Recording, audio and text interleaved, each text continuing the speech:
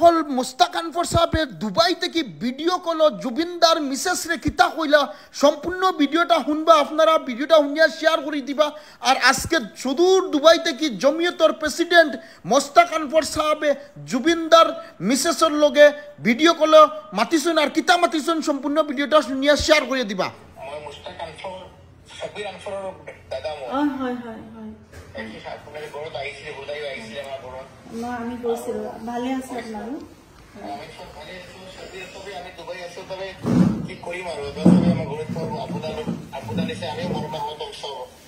আৰু জুবিনদাৰ নিচিনা এজন মানুহ আমি যে তেওঁক আমি আঁতৰালো আমি তেওঁৰ পৰা আঁতৰাই গ'লো আমাৰ পৰা মই বহুত পৰিয়াল আমি বুজি পাইছে নেকি আৰু লগতে আমাৰ অসম ৰাজ্যিক জমিয়তৰ তৰফৰ পৰা আমাৰ